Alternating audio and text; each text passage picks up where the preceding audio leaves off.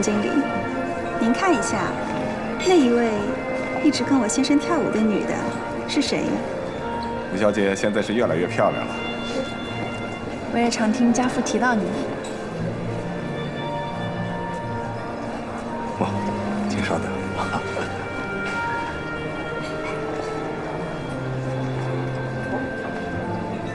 廖老板，哎，不在意让我跟丽子小姐共舞一曲吧？当然可以。林夫人在那边等着你呢。吴小姐，是别。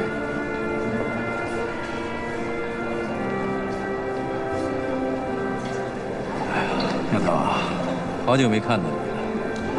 今天的晚宴本来想请你参加，但是又怕打扰你的新生活，终究作罢了。不过你自己来了，周叔叔很高兴。是吗，周叔叔？我想你应该不高兴吧，因为你也讨厌我是吧？哎，周叔叔，以前你们都对我很好的，能给我买朱古力，送我漂亮的衣服，还会帮我检查作业。可是现在再也不会这样了，一切都变了。你爸爸的事情何止是影响你呀，丽子。大家念及你父亲过去辛勤工作，所以不太计较他的是非。但这并不代表他对我们大家没有伤害啊。可是这一切跟我有什么关系呢？是我的错吗？本来今天我暗暗的过来，是希望大家都能原谅我。可是我错了，大家都还是讨厌我。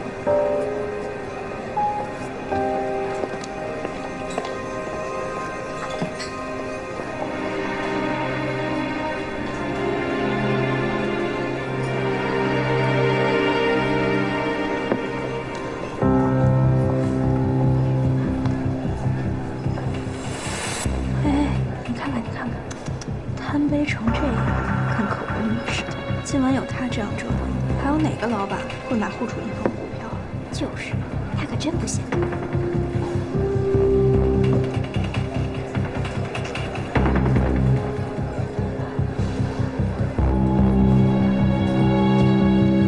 都靠你了吧？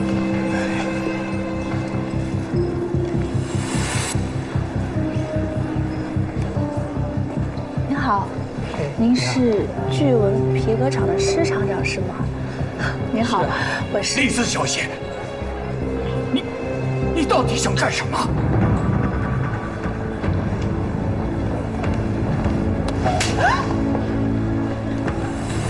你凭什么在这会香槟？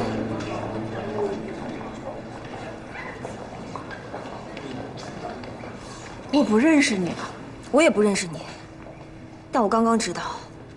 你就是吴知福的女儿。吴知福中饱私囊，畏罪自杀。户储银行的农业贷款就是因为他才会突然中断。我家乡父老被逼得跳河自尽，这都是吴知福造的孽。你作为他的女儿，不忏悔赎罪，还在这饮酒作乐，真是恬不知耻。李子。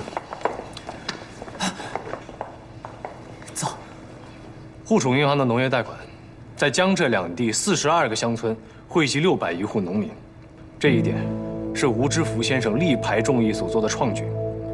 我相信在座无人不知，无人不晓。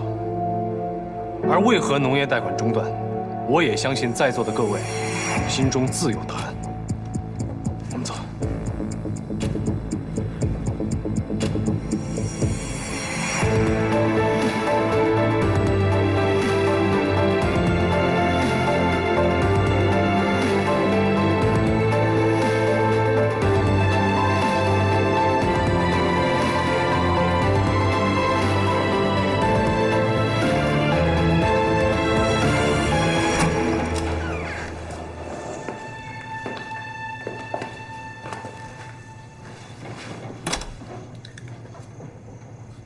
还疼吗？不疼了。一直，对不起，我的家事让你丢脸了。为什么要参加这个晚宴？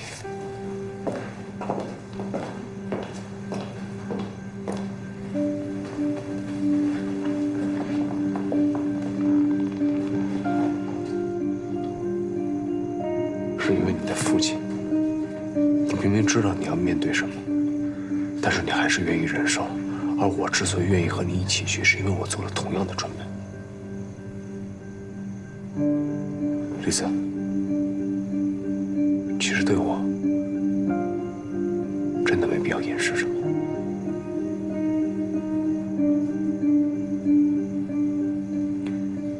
互储银行农业贷款的事情你怎么知道？那些数字如此准确。龙吟钱庄之前想要开展农业贷款，所以我做了一些研究。在我面前，你也无需掩饰什么。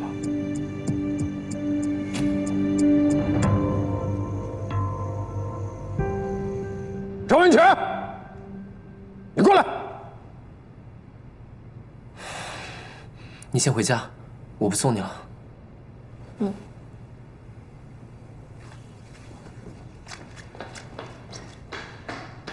伯父，你还知道叫我伯父？你带来那个叫什么的女人，我整场的晚宴，所有的人力财力，都抵不过她的一记耳光，啊！对不起，伯父，我也没有想到他那么激动，还把程太太给打了。我明天还得跟程掌柜去赔不是。你认识程掌柜？嗯，我的制药厂就是程掌柜投资的呀。什么？你这么大的事情，都不跟我说一声，啊？这么大的事情，我以为你肯定知道。哼，温泉啊，温泉，我才多久没有管你啊？你却连如此关键的事情都不跟我商量，真有你的。伯父，我都跟您说过好多次了，我想建制药厂，可是每次您都劝我打消这个主意，更别说出借我资金了。程掌柜对我的抱负很感兴趣，与我一拍即合，建厂之事这才启动。再说，最近您忙于互储募股，连我的建厂典礼都没空参加，我也就没有打扰您了。你请我参加你的建厂典礼，却只字不提龙吟钱庄注资，是程掌柜教你的吧？程掌柜怎么会教我这个？伯父，哪个钱庄注资重要吗？我好不容易建厂，您不为我高兴吗？哼，你呀你呀。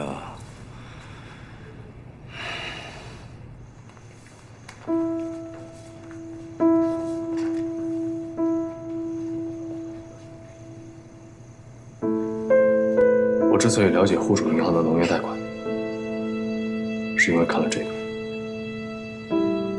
哪儿来的？陆教授，他希望我变得更了解你，更了解我。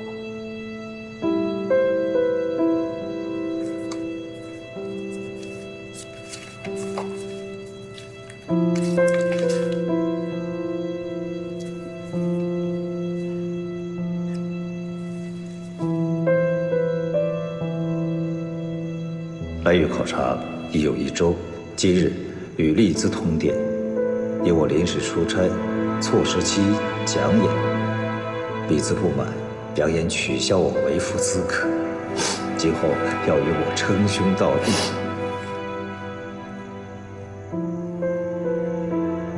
我们结婚那天，你放言说你自己不再是吴师傅的女儿，你要摆脱过去。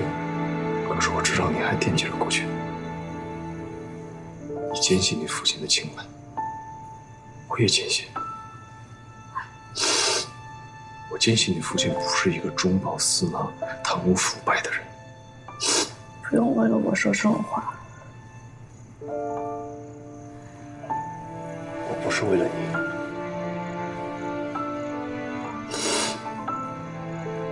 而是你和你父亲真的很像。那天散步的时候，你跟我说，若是要帮助一个人，那就要看那个人向往什么，就帮他追求什么。你父亲在信里一次次跟陆教授提到。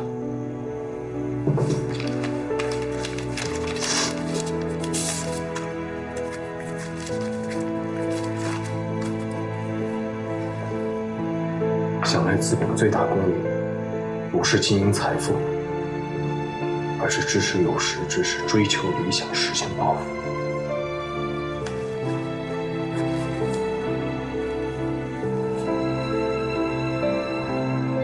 是你们让我豁然开朗。一个中饱私囊、贪污腐败的资本家，是不可能说出这些话的。我甚至还没有见过其他的金融业者这样的理解资本。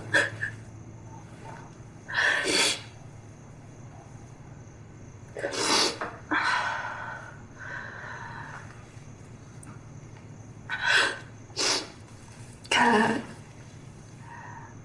陆教授把信给你，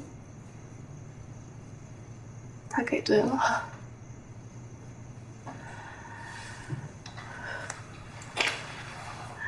是给对了。他如果没有给我这些信，我根本不知道你失去了什么。你失去了胸襟那么开阔的父亲，脾气那么和善的母亲，你失去了你的家。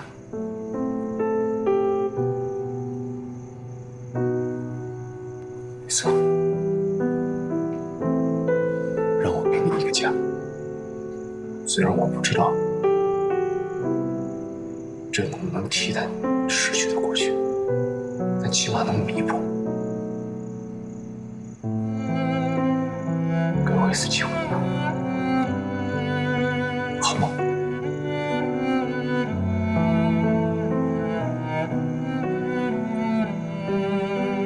一直，你的心我都了解。但是，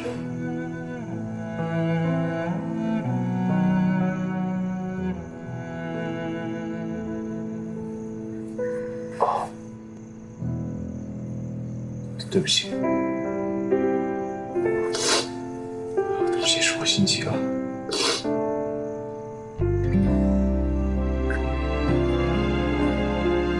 你早点休息吧。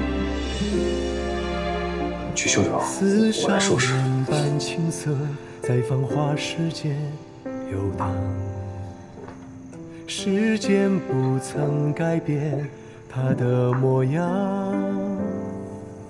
似溪水般清澈荡漾，永恒的无常中流浪，在钻石面前，谁不会心神荡漾？似佳酿般惆怅，瞬间永恒中摇晃。梦开始的地方，光芒万丈，逃得过月色微凉，逃不过星光点将。愿你心中所想，乘风破浪，似火光般灿烂激昂，在碰撞中想象，在爱情面前，谁不是小鹿乱撞？经得起白露为霜，受得住烈日灼伤，将微醺时光与爱的人分享。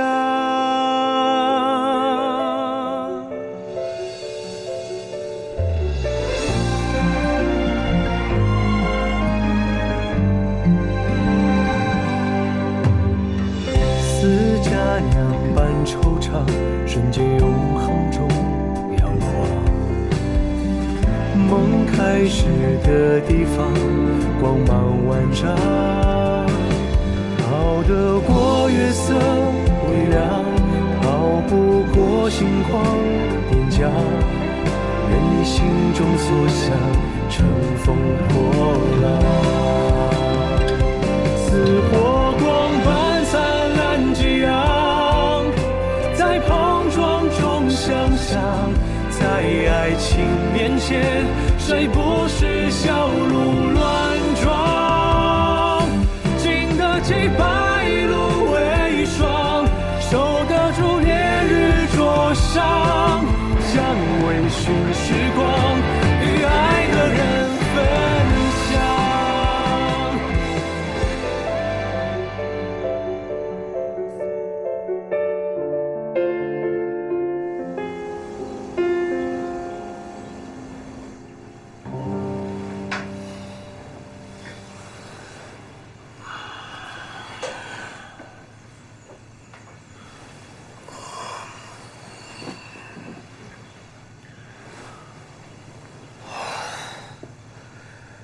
李斯，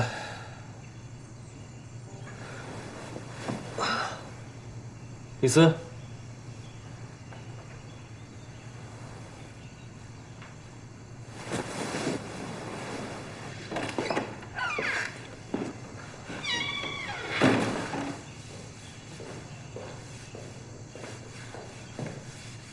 老爷早上好。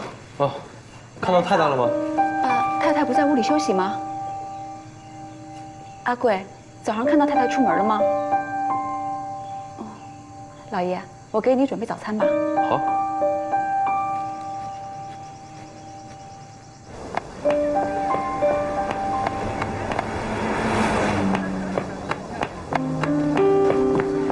李子，你后悔了？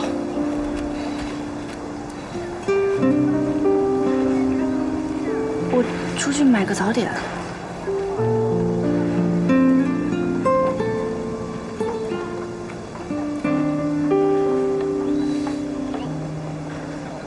我以为你后悔了。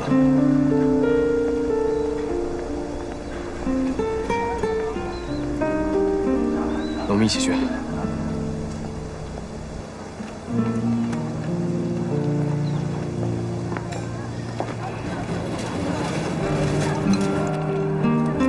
我们出来这么半天，也没有给王妈和阿贵打个招呼，他们会不会着急啊？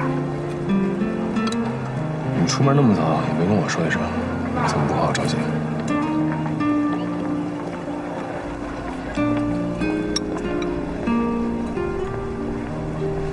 为什么？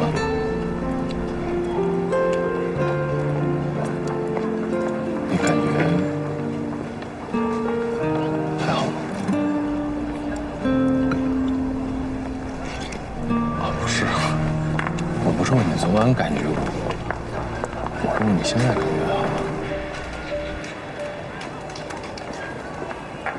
吃你的馄饨。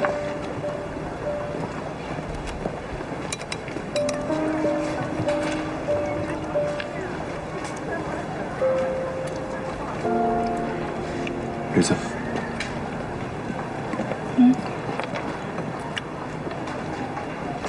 宠着太太。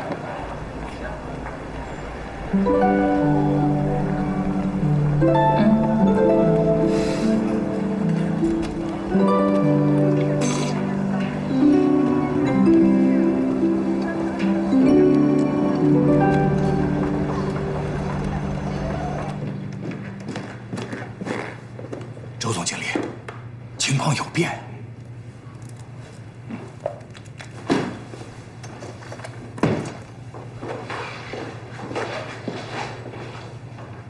翟老板和石厂长变卦了。是啊，翟老板说，冠丰地产需要资金回笼，购买股本的事儿暂时先放一放。至于那个施厂长，我已经联系不到他本人了，都是他的秘书在接听电话。我问他股本的事儿什么时候能确定购买，他不给明话，只有托辞。言而无信，不买就不买，我还不卖给他们了。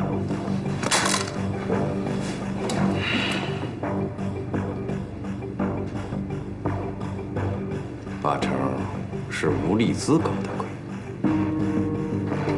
老焦，你去打听一下，弄清楚吴丽姿借的跳舞到底跟他们说了什么。是。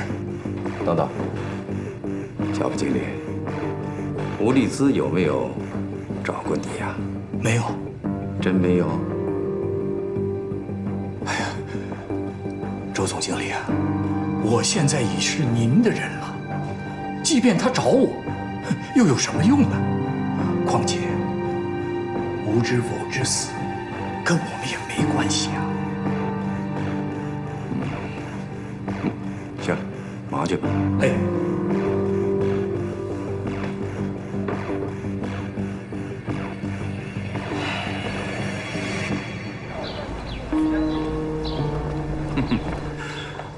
文泉啊，不错啊，啊，谢谢伯父。哎呀，井井有条，卓有成效啊。伯父您这边请。好，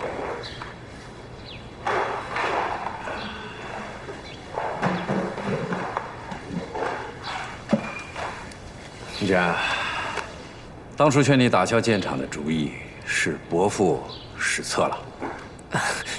伯父您谦虚了。不是谦虚。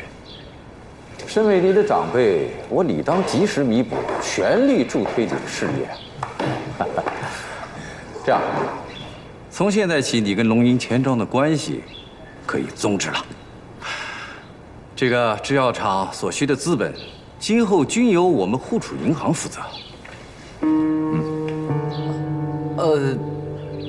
伯父，我跟龙吟钱庄的合作目前一切良好，无需终止啊。我知道伯父对我的支持，我心领了。但既然现在资本已经到位，我看就不用那么麻烦。我们这怎么是麻烦的？这是最基本的伦常。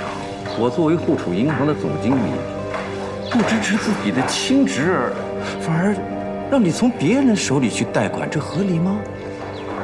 这叫别人怎么看我，怎么看互储银行？可是伯父，陈掌柜对我食于微时，现在工厂效益正佳，理应回报。我若此时突然终止合作，岂不是忘恩负义啊？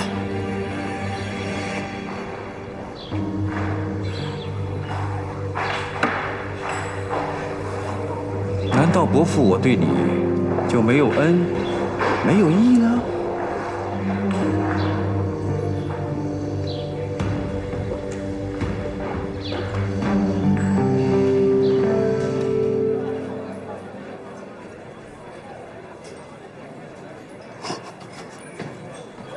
哪家账本啊？看得这么心花怒放的。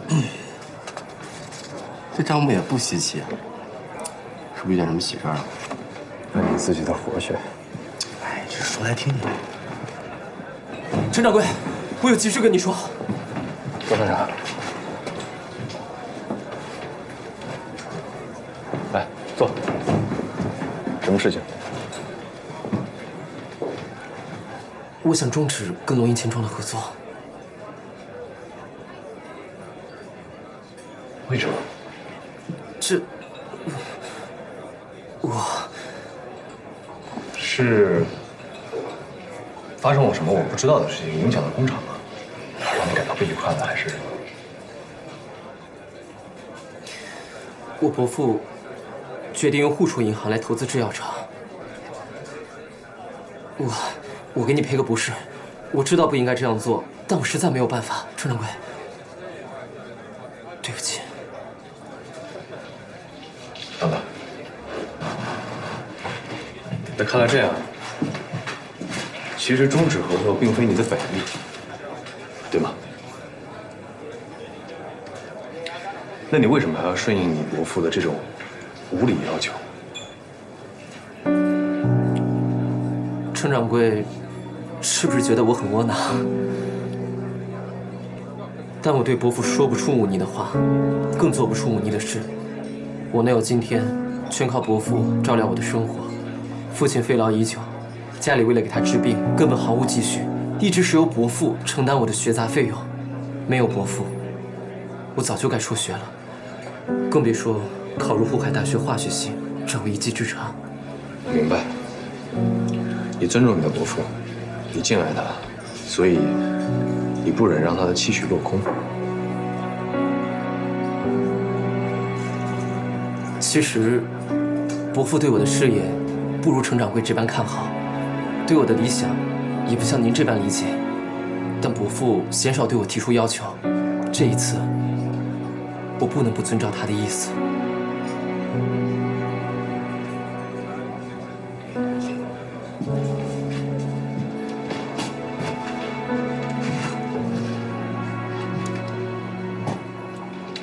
你的难处我理解，这一次是特殊情况，不准许你的行程。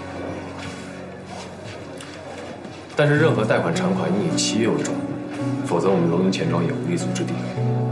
按照契约，任何一方想要提前终止合作，必须按照条款给予对方的损失以赔偿，而且要留足15天的时间给对方准备账目，撤资离开。你可以接受吗？这很合理，我接受。好。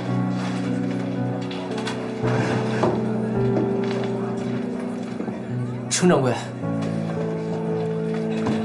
我希望我们还是朋友。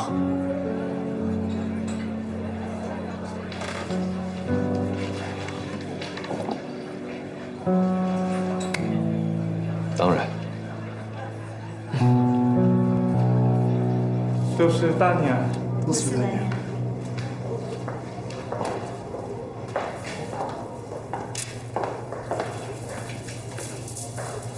你今天不太一样啊。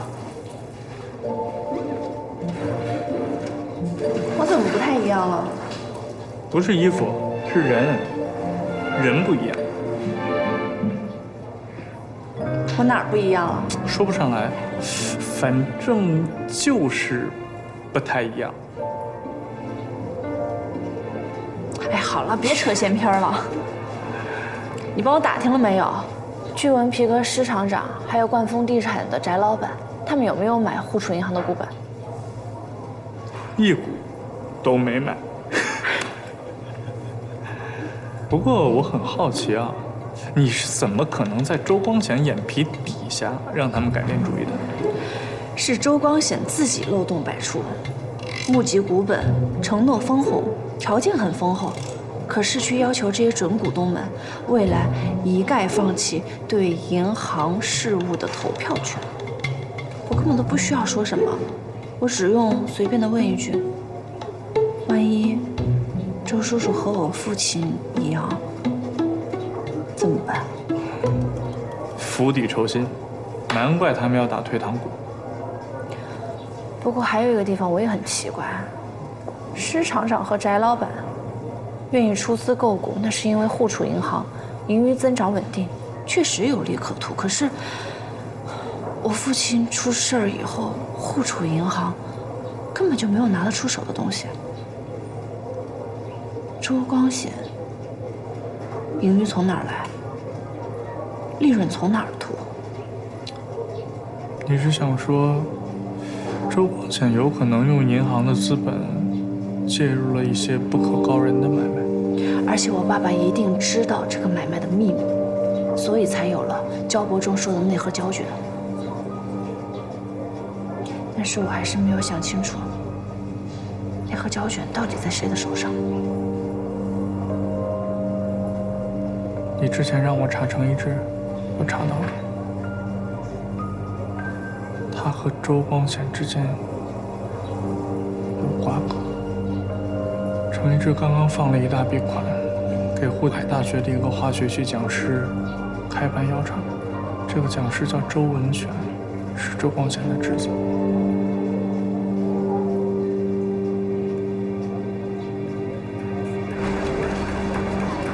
这户储银行不是明摆着抢劫吗？啊，我们给周文全建了厂，好不容易有效益了，他要一把拿走了，他凭什么呀？就凭他是周文全的伯父，对他有养育之恩，那也是霸道，无耻。与其在这骂骂咧咧啊，你不如去好好想想，这周光显当总经理不是第一天了，关于投资和放款的规矩他都懂，可是他宁肯破了规矩，也非得要把这文全制药厂纳入户储银行的旗下。你说这是为什么？这会不会是这户储银行募股不顺利，然后他们想借着文全制药厂这张王牌，让那些投资者们多点兴趣，多点信心？这或许是一种可能，但你不要忘了有一个很重要的信息点：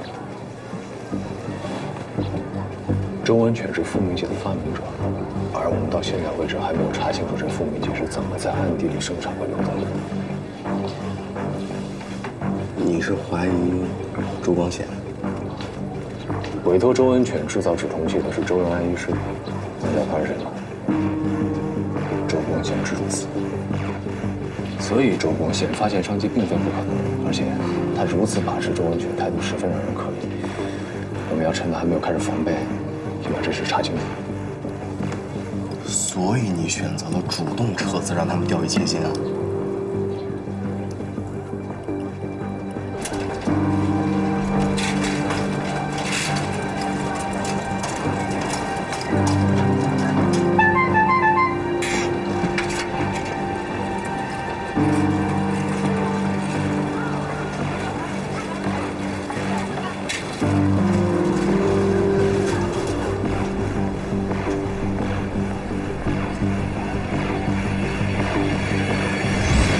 姐，跟我走一趟吧。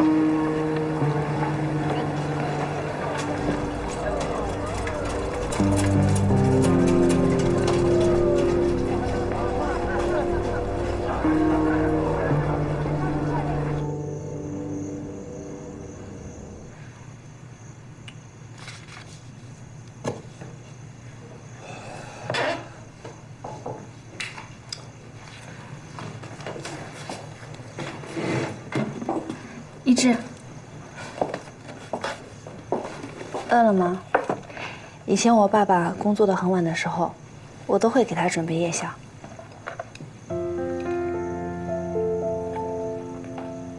你手怎么这么凉啊？要不要给你添件衣服？能请程太太给我披上？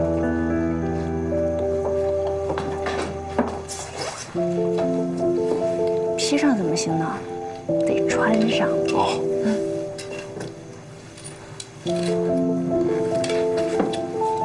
还得捂得严严实实的。哎呀，怎么了？那个眼睛好像进东西了。啊？我给你看看。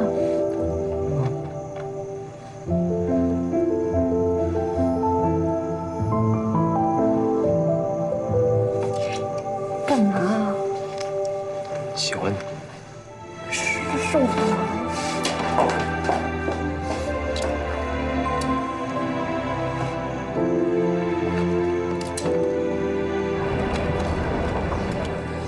杨回来，我把那贩子逮住了。据他交代说，是在卡德路可颂洋行后门拿货。我昨天去了，我蹲到夜里2点钟都没有汽车经过。还有，那贩子还说，这货款是交到编号4407的信箱里面。我昨天也派人去了，搁在里边的钞票一直没有人来拿。意料之中，各大帮派查好几个月都没有查出对付主谋，足以见其谨慎警惕。现在这每条线索都没有收获，这15天怕是不够啊。所以我们要改变思路，用道德执法。如果现在已经确认周光显有贩毒的嫌疑，而且从中获利，那我们就需要想一想，户储银行一定会把贩毒的利润修整为合法合理的收入给股东们交代。我明白了，就像大老爷把必勋路的厂子的利益划进钱庄一样。外表裹得足够严严实实，但只要拉开外衣，就可以瞧见其中的名堂。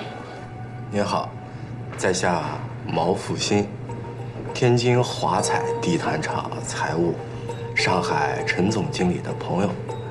他介绍我来跟您请教一下这户储银行股本的事情。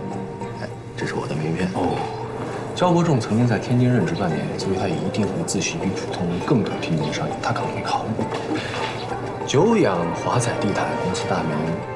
哎呦，华彩地毯，久仰久仰啊！哎呀，你们最近和晚季羊毛公司还有合作吗？然后你先要假装故作惊讶，焦副经理还知道晚季羊毛公司，然后你再要假装深沉。哎，我们华彩地毯已经与晚季羊毛公司断交好几年了。您知道晚季羊毛？哎，当然知道。哎，我们呀，已经断交好几年了。这晚季羊毛依次充好，早已不是当时那个深圳华北的地毯公司了。这天津的地毯生意啊，不好做呀。这不，我们这南下来投资，正好这上海的市场活跃嘛。毛先生所言极是啊，只是不知道贵厂打算用什么形式与我们户储银行购买多少股本呢？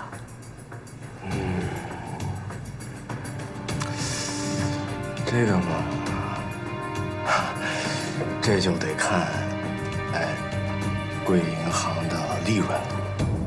啊，我们毕竟是天津来的，这边也人生地不熟。这若是焦副经理能够开放一些账目，哎呀，高先生，我明白你的意思了。您是希望我们开放一些账目文件？哎，这个就得请毛先生见谅了。我们户储银行所有账目的文件都必须通过董事会集体决议，才能对外公布啊。所以您这个要求，哦，不过有一点我可以向毛先生保证，我们户储银行的利润是相当丰厚的，绝对不会辜负贵厂的期望。焦副经理啊，你这就让我有些为难了。我这次啊来的匆忙，这明天就要离户了。我这要是一点消息都带不回去，怕是没法跟上面交代啊。焦副经理，要不您好歹让我看看这户储银行究竟有哪些放款，大体有哪些利润，我这回去也好交差，不是吗？毛先生，我明白你的意思了，您稍等啊。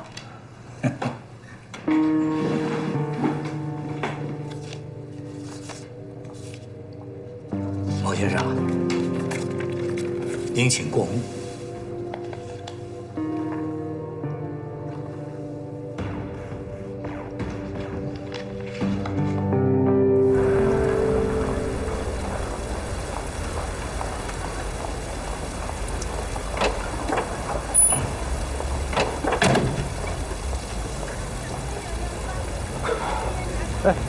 别说你这撮胡子粘的还挺是怎么回事呢？给他提了个洋葱啊，差点露馅了吧？说没露馅吗？说说怎么样？还没干过，我看多了。只不过看了那简易的利润报表，我记得前5是威风冶金厂、衡山地产公司、福满堂米粮油公司、利可棉纺织2厂、三和水泥厂。你确定顺序没搞错？你确定？福满堂一家米粮油公司利润比堂堂的三和水泥厂还高。松江薄道2担，成塘薄道3担，青浦薄道怎么才要了1担呢？葛老板，张记年糕跟您拿货，那要的可都是上好的薄道。我建议您啊，还是拿2担青浦比较保险。行，林老板就这么定了。那我给您记上啊。好了，到此了。葛老板慢走。好。程掌柜，哎，请。陈掌柜，今儿个什么风把您给吹来了？林老板，您才是风。我有件要事相求。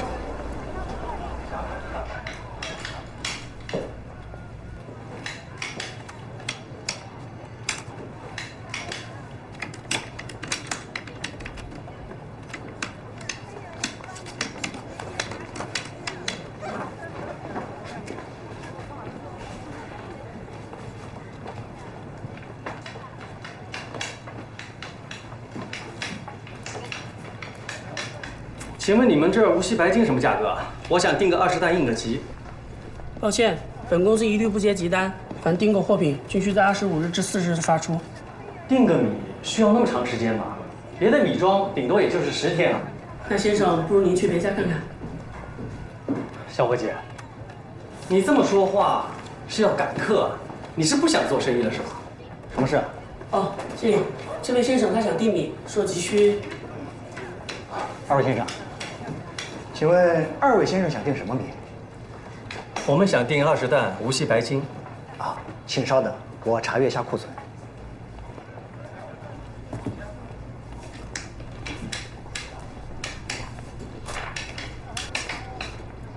抱歉，无锡白金无库存。同里白金呢？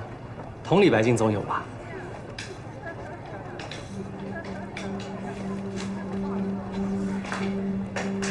抱歉，同里白金亦无库存。同里白金也没有。常熟一次清呢？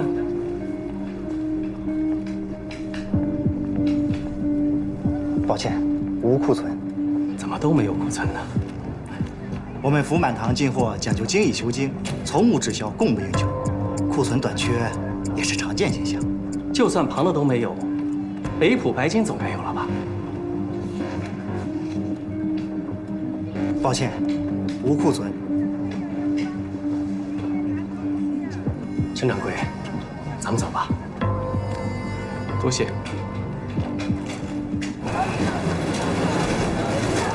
哎，李老板，你如何看待这家福满堂？他们的生意真的能够好的全部推销吗？我不认为他们是生意好，而是觉得他们根本就不像是做生意的。此话怎讲？你想，我问的无锡白金、同里白金，还有常熟一次清，这些都是市面上非常常见的米，可他们却说没有库存，这换成任何一家米庄都是匪夷所思的。所以啊，我就留了个心眼，问那个经理有没有北浦白金。他们查了库存说没有。问题就在这儿啊，有种米叫北坎破金，还有种米叫周浦白金。我打小啊就在米堆里长大，整个上海市从来就没有一种米叫做北浦白金的。那个名字啊是我姓胡编的。李老板，你真是帮了我大忙。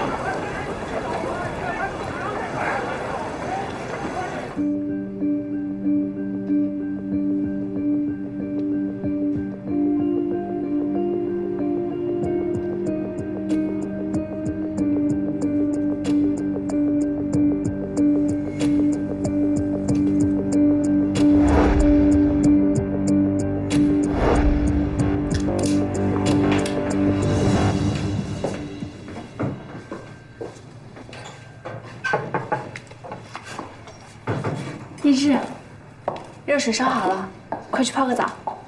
好。给魏先生搓背吗？开个玩笑。快去啊！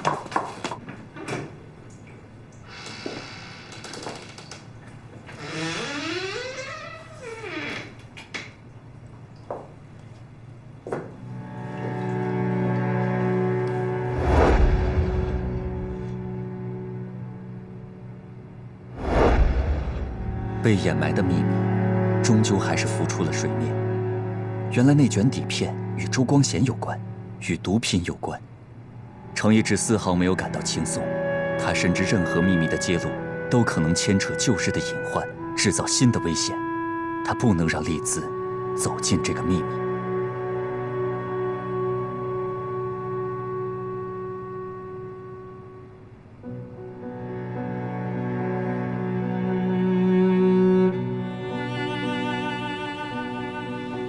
怎么了？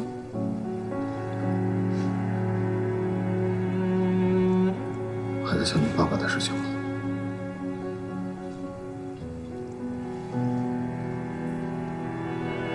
丽子，我会替他找寻，还他清白。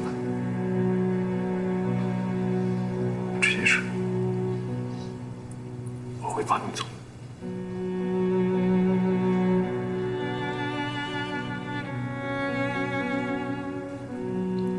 怎么说起这个了？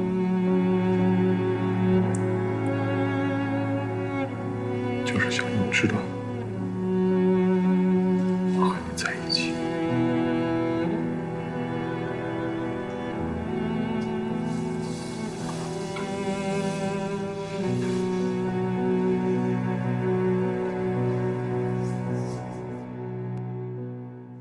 程掌柜今天来，一定是为了犬只开制药厂之事。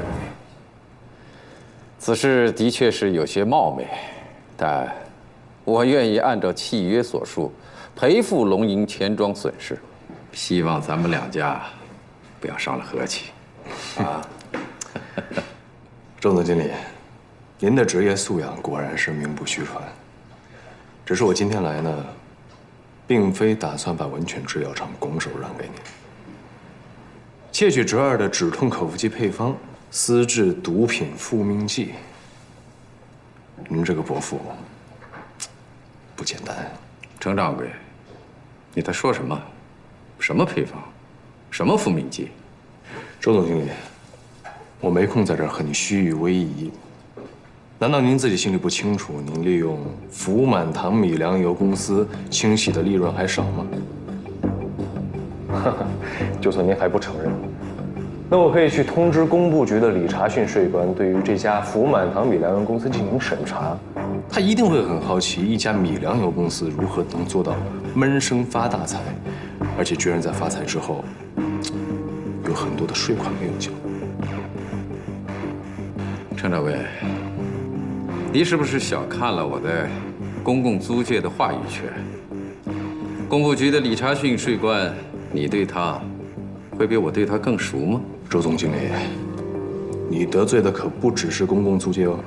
复命剂严重的挤压鸦片市场，各大帮派对于复命剂背后的主谋早就已经忍无可忍。而您的身份一旦暴露，后果不难设想了。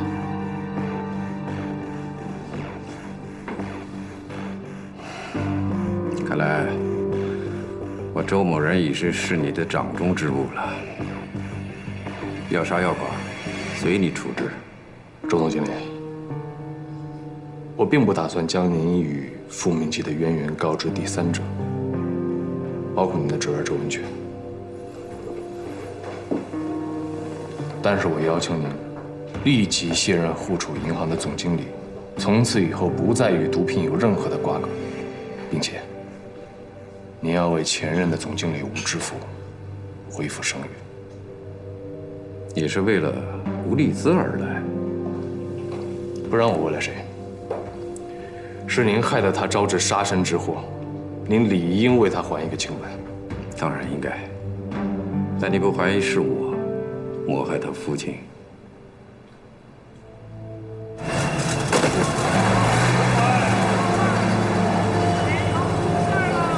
号外号外！申报号外！户储银行出事了！号外号外！申报号外！户储银行出事了！号外号外！户储银行出大事了！看看这个大新闻！申报号外！户储银行出事了！谋害他父亲，哼，您不敢。一个大银行的总经理突然暴毙身亡，引发储户挤兑，导致股东撤资，这对您的灰色勾当毫无益处，您也承担不起这个结果。于是你就愿意放过我？我不愿意，但是我必须保存您的颜面。户储银行本来就元气大伤，如果再爆出惊天丑闻，势必倒闭。可怜的储户无辜，他们的血本该怎么算？你倒不愧是吴知府的女婿。我就当做周总经理您在夸赞我。另外，我并不打算终止与文泉制药厂的合作，请您现在给周文全打电话，收回此前对他下的命令。这我不能答应。为何？你真的不知道吴知府是怎么死的？莫非您知道？程掌柜，不要让我的侄儿跟波斯红、滇川香扯上关系。总经理，快，你看，申报刚出的号外，说我们户储银行秘制毒品复命剂啊，而且还提到您了，说您就是主使啊。你看，在这儿。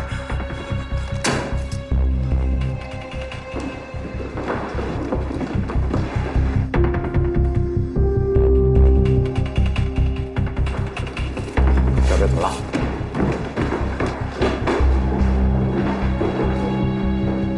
户储银行总经理周光显涉嫌制毒贩毒，现由禁烟处立刻羁押，等待审判。请跟我们走一趟吧。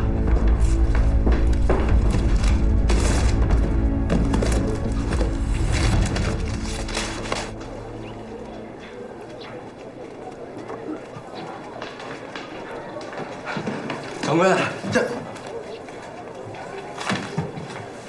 我们调查周光显制凡复命剂之事，你可向别人走漏了风声？你还不知道吗？你不让我说的，我从来不说。哎，掌柜的，我发现这除了我们，好像户储银行他自己也在查呀。我看这报上不光把这周光显制毒洗钱的事情抖得一干二净，还给前任总经理吴知福平反了。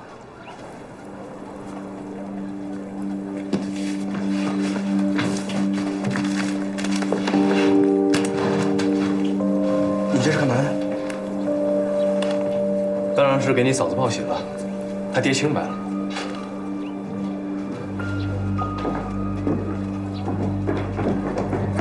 是，这嫂子知道了一定高兴。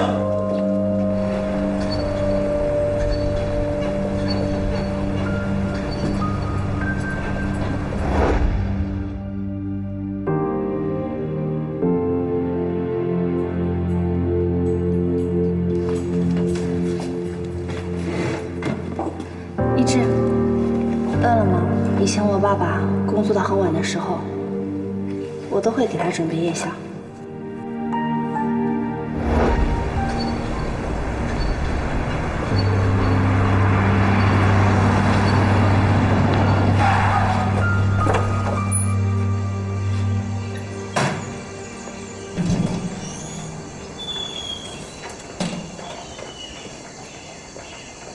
阿贵啊，你也跟着王妈过去吧，该买的东西啊，别都忘了啊。好的，太太。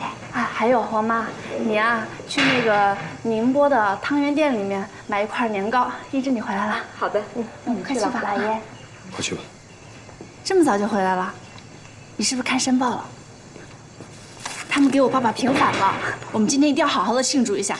我刚刚呢，让王妈去帮我买了一瓶10年陈太雕，我今天想喝一杯。你怎么了？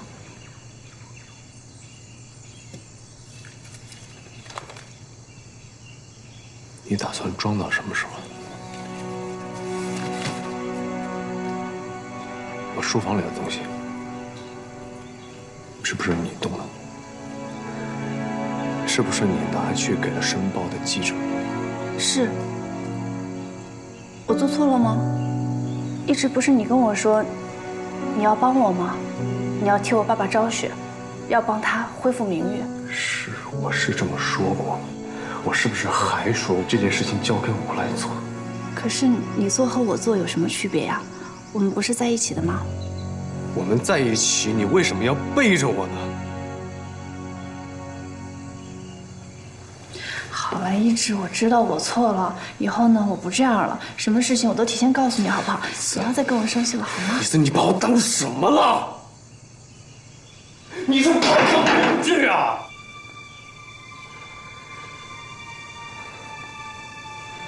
你知不知道你在说什么？你知不知道你在干什么？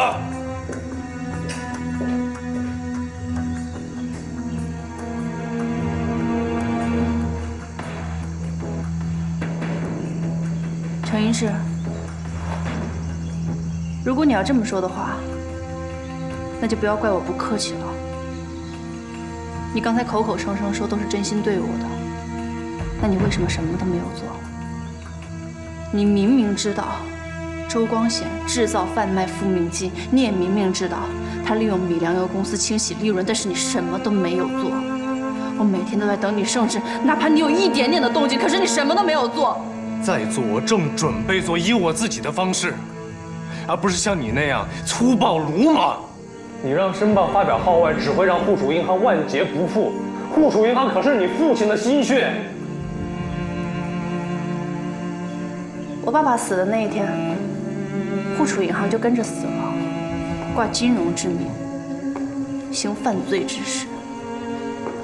这样的银行，活该万劫不复。程一志，不要拿它当借口。你自己心里清楚，你为什么包庇周光显？我包庇周光显？你刚给周文全讲师放了巨款，盖了药厂，你怎么可能会在这个时候拉他的伯父下马呀？你不会的。你选择做这样的一个恶人，对你来说损失太惨重了。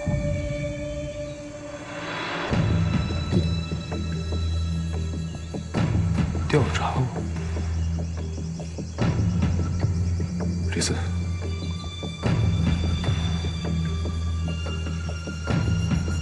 你不信任我，我可以打我。如果刚才你不对我兴师问罪，我会相信你。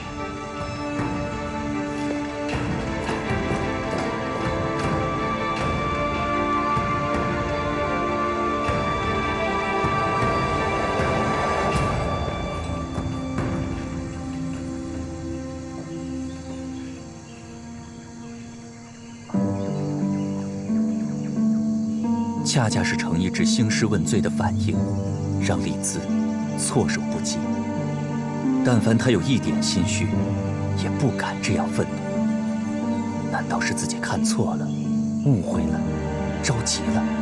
如果给了程一之多一些时间，他真会兑现对他的承诺吗？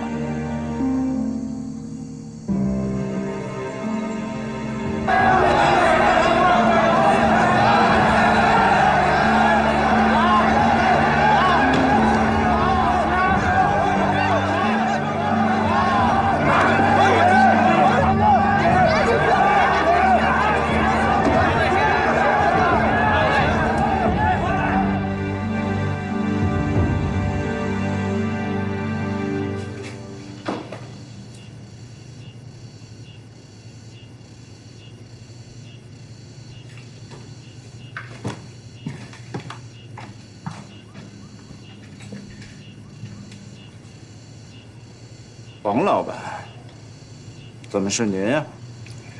我黄某能当选总商会会董，全得益于您冯秘书。今天在此，特地向你致谢。那也不需要假借程一志的名义吧？人贵有自知之明。若黄某今天以自己的名义邀请您，冯秘书未必肯来。不过，作为程一志的长辈，我代他先跟您赔个不是。黄老板，此话何意呀？你冯秘书素不与我往来，却能鼎力支持，可足见您对程一志的赏识。程一志这孩子年纪轻，经验尚浅，也涉世未深，他恐怕根本不知道您对他的赏识价值几何，甚至根本不清楚这赏识当涌泉相报。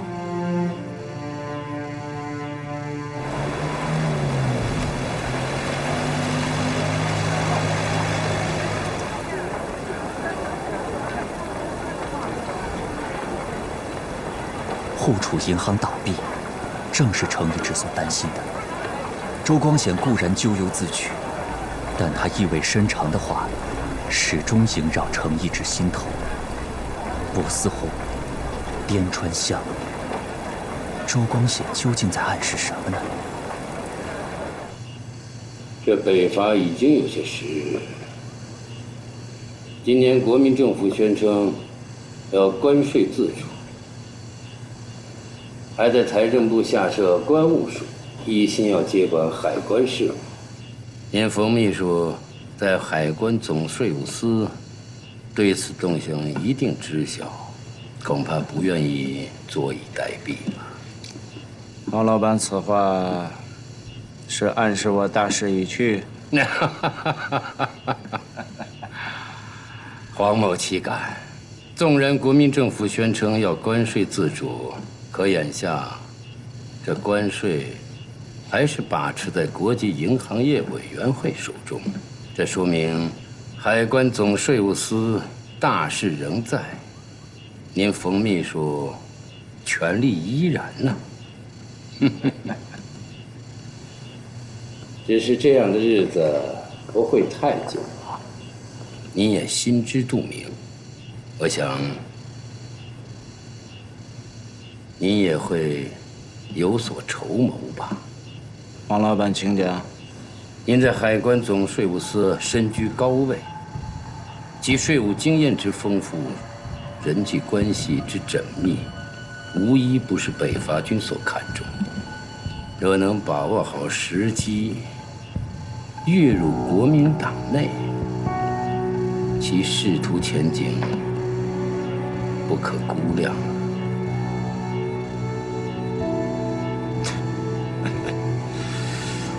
怎么，黄老板，这是要替程一志还我人情了？我与程一志亲同父子，他关照不到的地方，我黄某自然要给他补齐。我们一起为冯秘书效劳，其效果岂不更佳？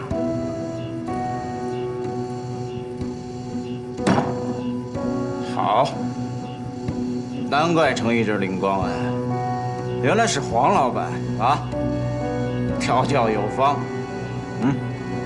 来，冯秘书，事不宜迟。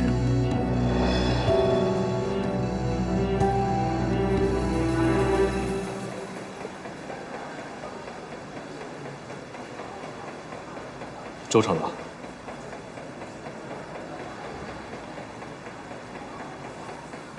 周厂长，程掌柜，走。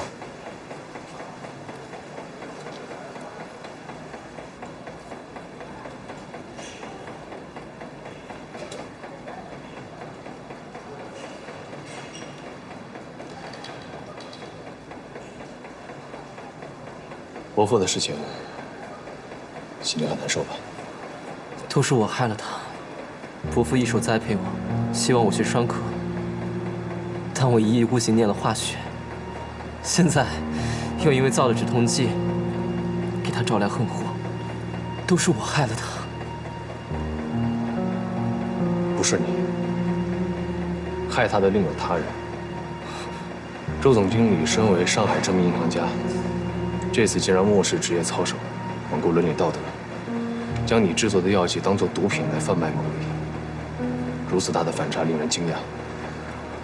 我不知他平时都与什么样的人接触，是否受了他人的影响？伯父他交往的都是些绅士大儒啊。他有接触帮派吗？伯父对帮派厌恶透顶，说他们都是没脑子的刽子手。可是最近金融界一直有传闻，周总经理和波斯红还有滇川香有关，你知道吗？波斯红和滇川香是什么？鸦片。看来周总经理和毒品的渊源似乎并不短。程掌柜，我伯父会被判死刑吗？风明剂的危害你我都清楚，没有理由从轻发落。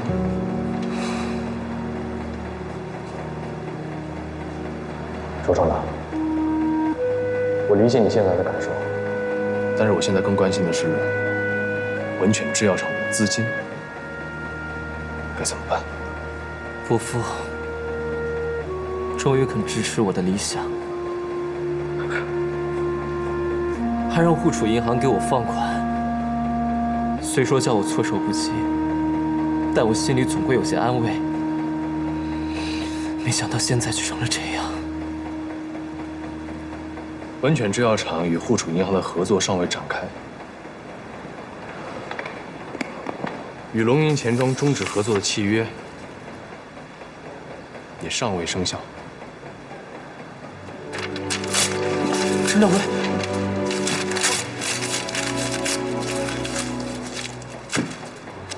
龙吟钱庄仍然是你坚实的后盾。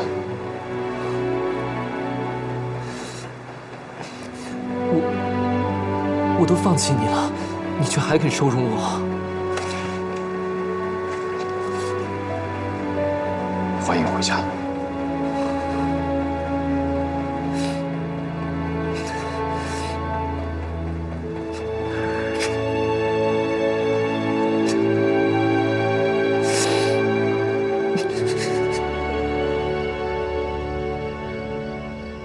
已经是晚饭时间，如果没有对丽兹兴师问罪，今天的晚饭将其乐融融。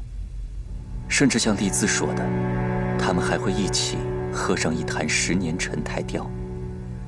如果在几个月前，这足可令程一之满足，但现在，他触摸过丽兹的真实，任何掺杂了虚伪的情感，他都不会再要了。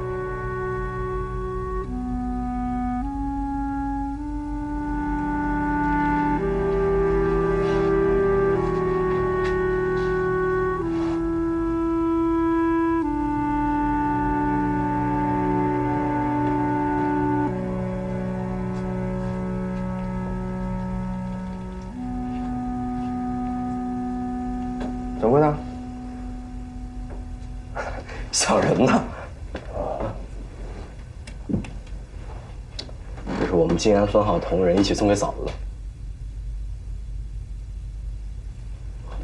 打开看看。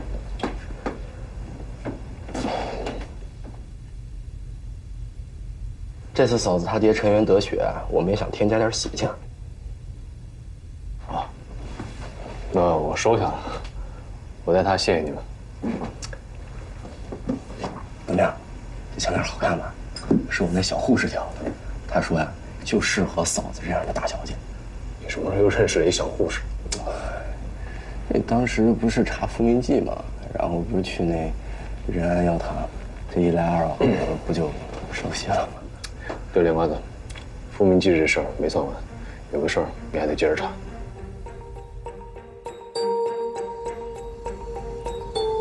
老板，大boss有的卖吗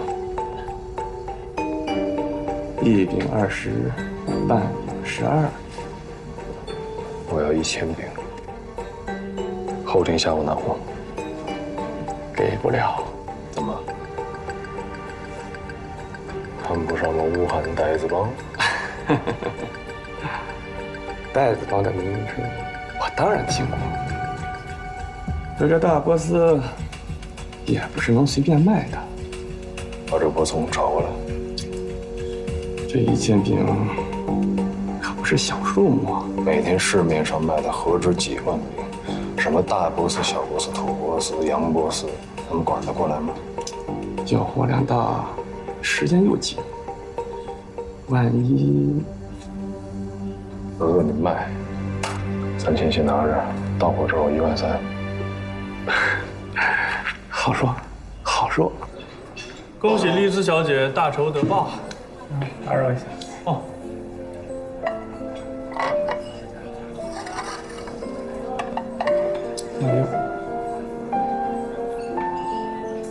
哎，你怎么了？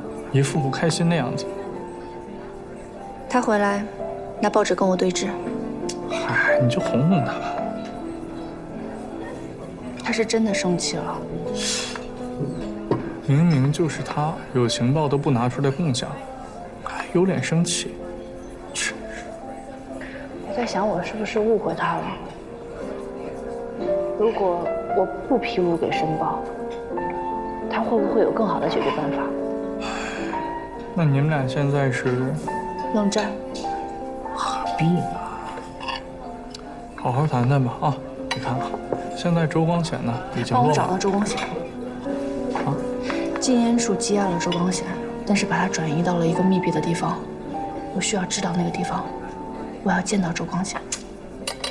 丽丝，周光显现在就是丧家之犬，他已经没有还手之力了，有什么必要再见他一下？你应该不会是想亲手？查理，你是聪明人，难道你真的认为是周光显杀了我父亲吗？富储银行资本紧张，是总经理身亡暴毙必然的结果。周光显一定能预料到，但他还在努力地收拾局面，四处筹集资金。这就说明我父亲的死，他并不想看到。四处筹集资金找钱，很有可能只是为了扩大制毒规模，谋取暴利。这也是蹊跷。周光显如果真的想要谋取暴利，为什么要选择制毒贩毒？鸦片利益向来就是为帮派所看重的，外人掺和进来，很容易招致杀身之祸。这不是你们好做的生意。周光显能走上这条路，一定是有高人在牵引。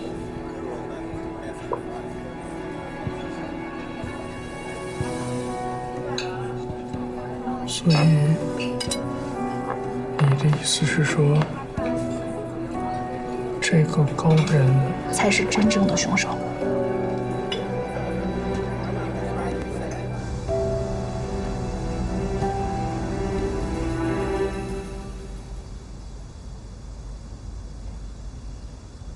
这大西洋连月疲软，你是俱乐部话事人，理当想想办法。老爷，雷子有些主意，不知当讲不当讲。进来说。老爷，自从碧勋路赌场开业以来，大西洋业绩就不复往前。我想这是因为两家俱乐部风格近似，对顾客形成争夺之势，以致内耗。不知老爷可否考虑增加两个俱乐部之间的差异？在理，照你说的做。是。雷子，老爷还有什么吩咐？今后有任何想法，但说无妨。我还是那句话，你是老人了，你要是觉得我没把你搁在心上，那就是你自己把心思想歪了。老爷，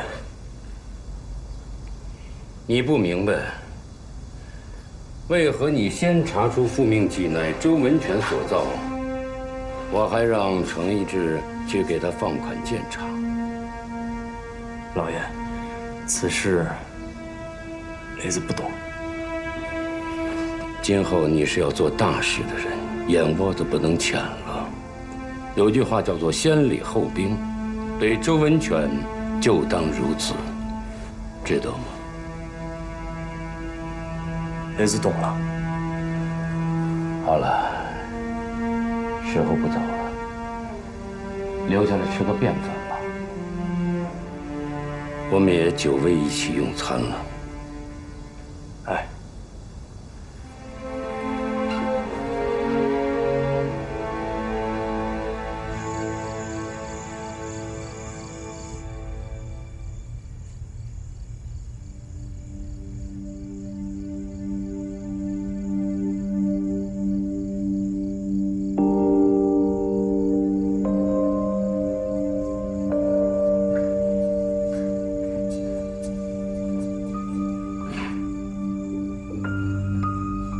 老爷太太，这个汤要趁热喝啊。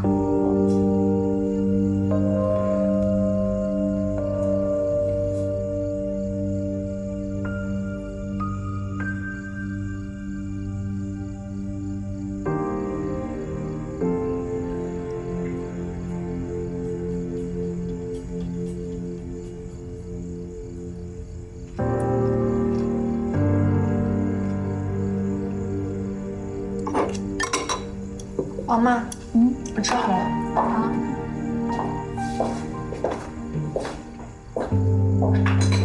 我也是好老板。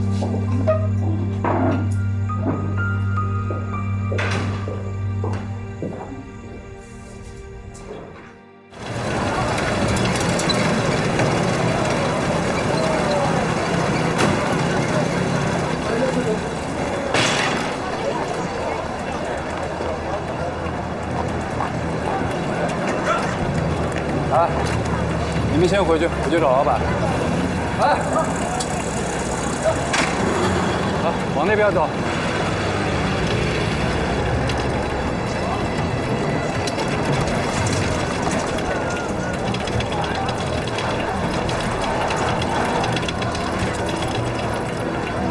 各位街坊邻居，到年边了，家里有困难揭不开锅的，都不用害怕。我们龙鹰钱庄特意为大家备了米粮油，而且我们黄老爷说了，绝对管够。家里有老人有孩子的，管双份。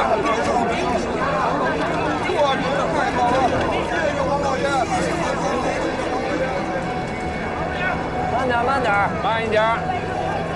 哎，谢谢。程一直听不见他们交流什么，可他看得出，雷大明正在把手下方才汇报的情况添油加醋向老爷邀功。程一志实在不愿相信波斯红竟和老爷有关，可能是自己多心了，可能他们说的根本不是波斯红，但老爷点头的神态让这个可能微乎其微。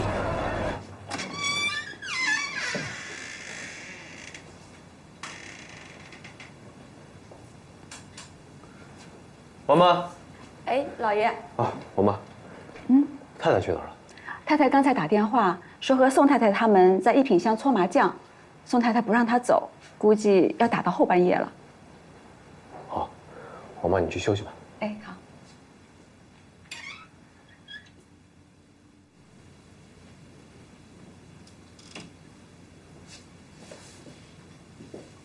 程掌柜，总商会上的插曲您听说了吗？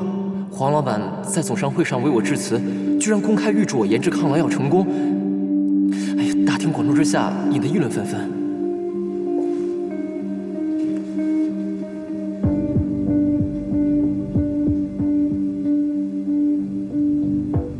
这个奇异护士的细节，让程一志脊背发冷，毛骨悚然。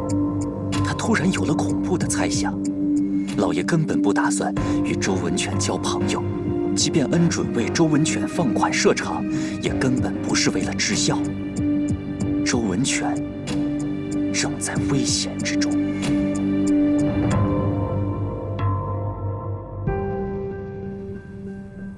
好，下课。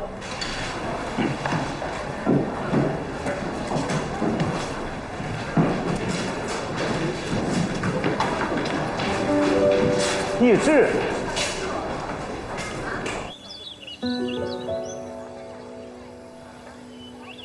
上次我去您家做客，您对我也是很不客气。可是直到现在，我才想明白您当时的用意。我好像确实误入歧途了，而且不光自己走错了，还把别人也带进了深渊。我不知道该怎么办。你很懊恼，却无法决定该如何补救，对吗？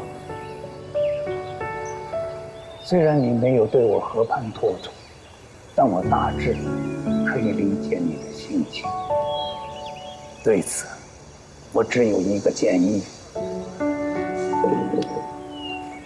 希望你不要在歧途中寻找宽宥。既然知道那是歧途，那就应该正视现实，重新出发。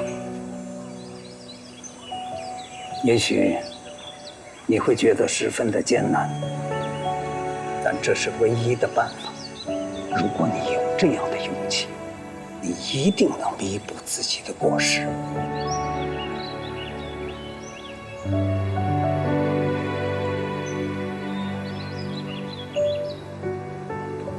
明白。周厂长，如果现在要整理药厂的全部账目文件，大概需要多久？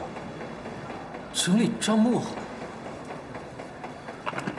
文全制药厂必须尽快交割与龙吟钱庄的全部债务。不过你放心，我会找其他机构继续为你放款。程掌柜，是不是我在实验方面投入的利润太多了？可我们现在已经初步具有抗菌效果了。周厂长，我把药厂挪出龙吟钱庄，绝不是因为药厂的人口不妥。这决定背后的原因，我现在实在是不方便告诉你。但请你相信我，我做这个决定绝对是为了你好，也是为了药厂好。所以你尽快审一下这个合同。我希望你，蓝姐要你立刻回公馆，大老爷中枪了。周厂长，那你尽快。好，走。老爷，老爷，乱什么？兰姐，兰姐。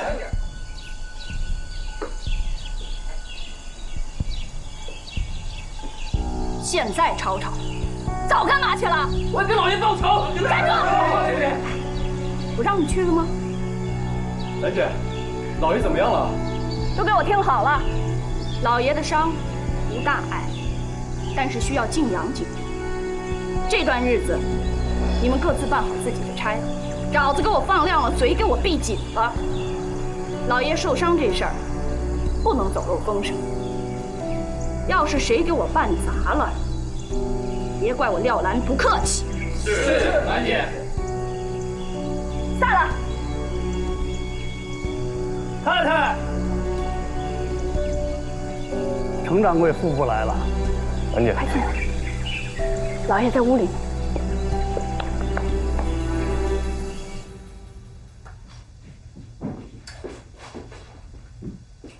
老爷，包扎好了，您好好休息。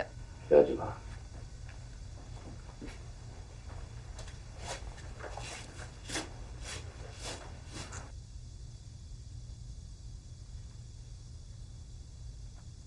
老爷，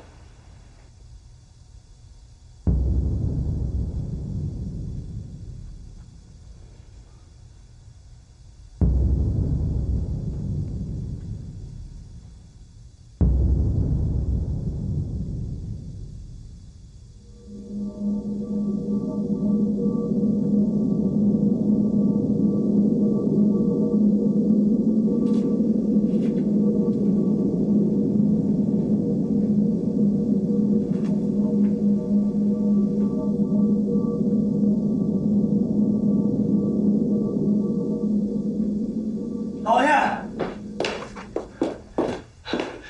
老爷，让我把那罗仁给我宰了！罗将军，罗将军，他他妈就是个疯子！老爷，给我3天时间，我一定亲手宰了他。不出3天，你就让别人给宰了。把枪放下。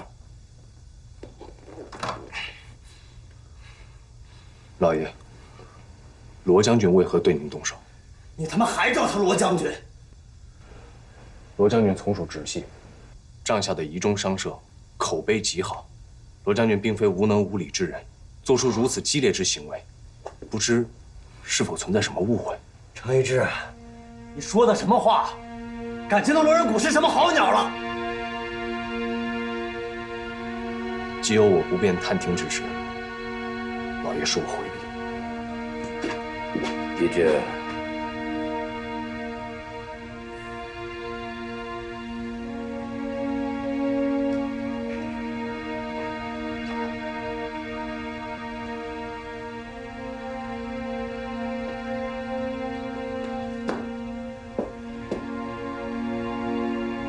老爷您随时吩咐，雷子就在楼下候着。